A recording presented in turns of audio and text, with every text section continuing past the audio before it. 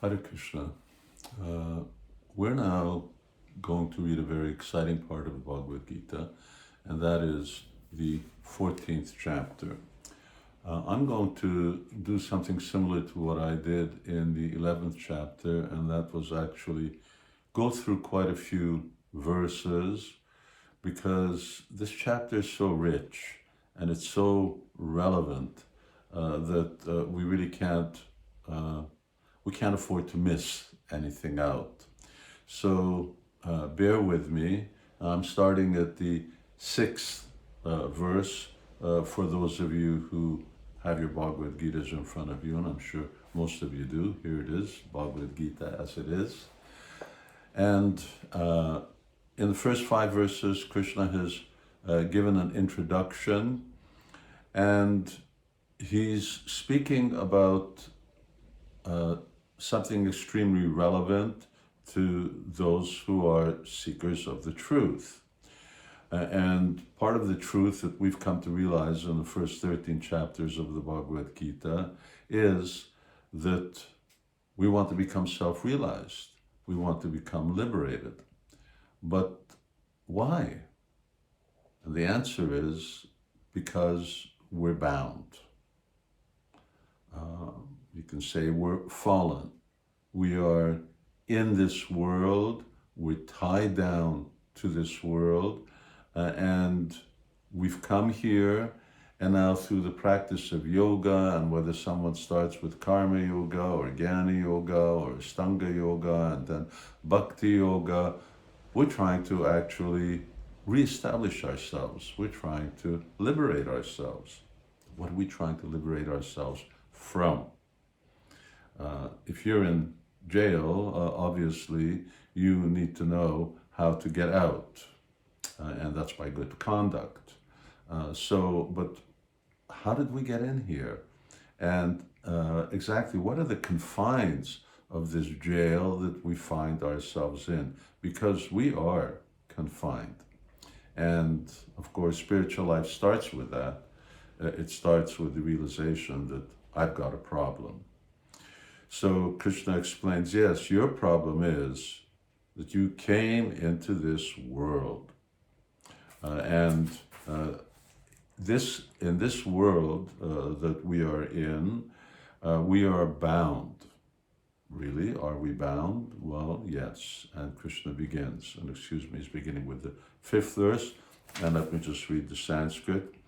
He says, Sattvam rajas tama iti guna prakriti shambhava nibadnati mahabaho dehi dehinam avyayam.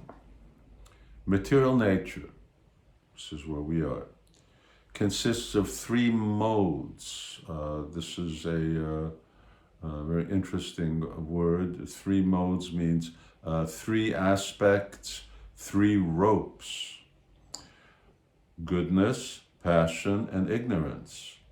When the eternal living entity, it's us, comes in contact with this nature, he becomes conditioned by these modes. So Krishna is saying, when we come into this world, we become conditioned by the modes of nature. And we become affected, influenced by the modes. And Krishna says that these influences are threefold: goodness, passion, and ignorance. What's it about? Okay, here Krishna continues. This is verse 6. He says, O sinless one, the mode of goodness, being purer than others, is illuminating, and it frees one from all sinful reaction. Those situated in that mode become conditioned by a sense of happiness and knowledge. So Krishna starts with goodness, and now let me just qualify this in that there are 2 types of goodness. There's goodness in the realm of transcendence, and there's the goodness that Krishna is speaking about here, which is the goodness of this material world that we're in. So you can be good here, but from the absolute point of view, it's still not good enough.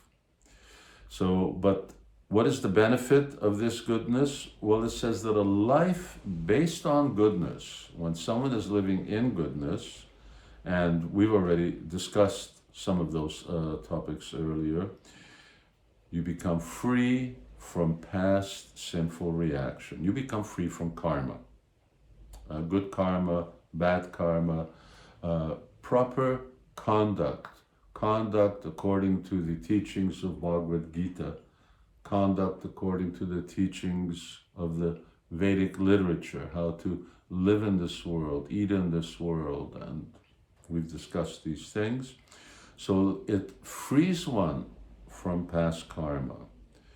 But, and of course, in order to be situated in goodness, you have to know the science. But here Krishna says the trappings of this goodness is, in other words, how you become bound, even by goodness, is that one becomes satisfied by one's knowledge. One is situated in knowledge, he lives in a right way, and the result of a right life is happiness. And when you're happy, you think, well, everything's going well. And things are going well because one is living in harmony with the world around them. And therefore, from the material point of view, there's a good flow taking place. But not everyone's in goodness. So let's read about the other two modes, or the other two ropes, or the other two influences. And of course, these are invisible influences, but these influences are there. Now, he says, Rajo ragatmakam vidhi trishna sanga samudbhavam tad nimadnati konteya karma samgena dehinam. The mode of passion is born of unlimited desires and longings. And because of this, the embodied living entity is bound to material fruitive action. So what is the characteristic of this mode of passion? Unlimited desires and longings. I want this, I want that, buy me this, buy me that. It has to be bigger, it has to be faster, it has to be nicer, it has to feel better, it has to be newer, it has to be in vogue. There's no end. It just goes on and on and on. That is the mode of passion. And satisfying those unlimited longings is what is being in the mode of passion. In the mode of goodness, the desires may be there, but those desires that are contrary to the teachings of the Vedas, to the teachings of the Bhagavad Gita, those desires I do not fulfill. And the desires which are acceptable, I fulfill them in a very religious way, in a good way. And that's goodness. In passion, just get out of my way. Whatever it takes, I'm going to do this. I don't care whether someone else has to suffer. I don't care even if in the future I have to suffer. I'm going to take drugs. I'm going to drink alcohol. I'm going to smoke. That's what it's all about. So that is the mode of passion.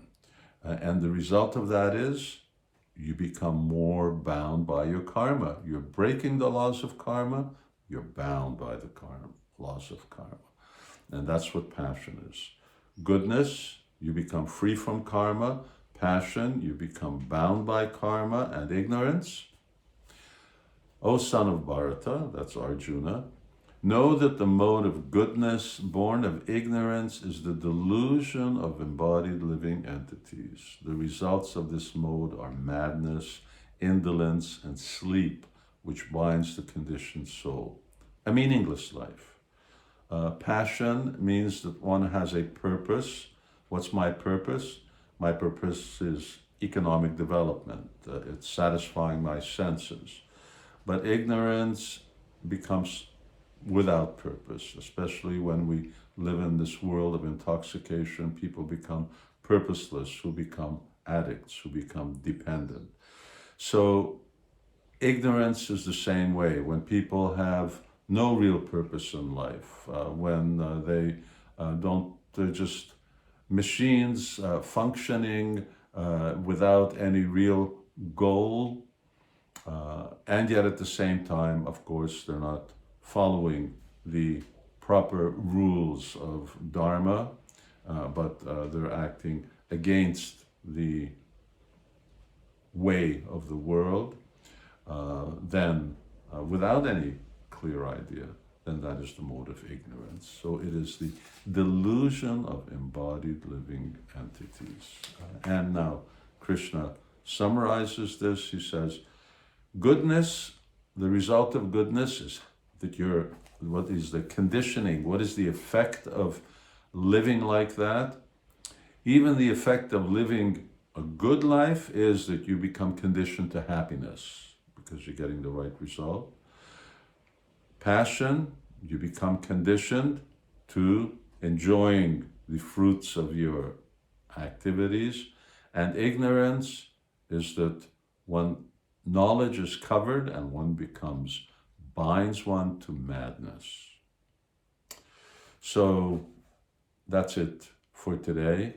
And tomorrow we're going to talk about where do people go? What is their destination when they die in the different modes? They don't all go to the same place. Very exciting. See you then. Hare Krishna.